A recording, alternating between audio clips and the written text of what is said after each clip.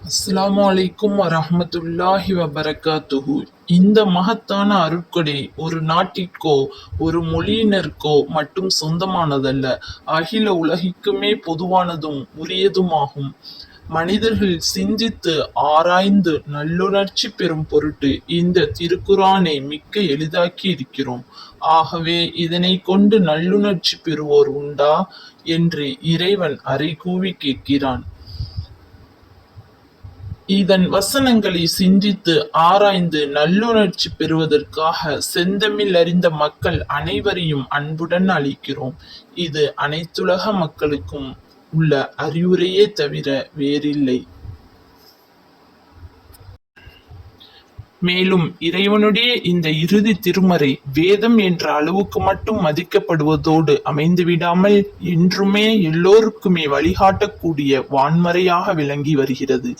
முஸ்லிம்கள் எந்த காரியத்தை செய்ய துவங்கினாலும் பிஸ்மில்லாஹிர் ரஹ்மானிர் ரஹீம், அளவற்ற அருளாளனும் நிகரற்ற அன்புடையனுமாகிய அல்லாஹ்வின் திருநாமத்தால் எனும் திருமறை வசனத்தை ஓதியே துவங்குகின்றனர். ஏதாவது ஆபத்து சூழும் போது இரட்சிப்பதில் அல்லாஹ் மிக்க மேலானவன், அவனே அருள் புரிபவர்கள் எல்லாம் மிக்க மேலானவன் என்று கூறி அபயம் பெறுகின்றார்கள். கவலையோ துன்பமோ நேரும்போது அல்லாஹ்வின் திருநாமம் நினைவு கூறப்பட்டால் அவர்களுடைய நெஞ்சங்கள் நிம்மதி பெறுகின்றன என்ற வசனத்திற்கேற்ப அல்லாஹ்வை நினைவு கூர்ந்து ஆறுதல் பெறுகிறார்கள்.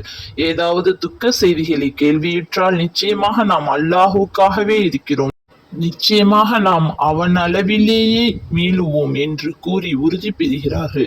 தீமை வெற்றி பெறுவதைக் கண்டு இதயத்திலே சலனம் ஏற்பட்டால் அக்கிரமக்காரர்களின் செயலை பற்றி அல்லாஹ் பராமுகமாக இருக்கிறான் என்று நீர் எண்ண வேண்டாம். அல்லாஹுடைய அருளை பற்றி நீங்கள் நம்பிக்கை இழந்துவிட வேண்டாம், நீங்கள் தைரியத்தை இழந்துவிட வேண்டாம், துக்கப்படவும் வேண்டாம். நீங்கள் மெய்யாகவே விசுவாசம் கொண்டவர்களாயின் நீங்களே மேன்மையுறுவீர்கள் என்ற வசனங்களை கொண்டு வாழ்க்கையிலே நம்பிக்கையும் புத்துணர்ச்சியும் பெறுகிறார்கள்.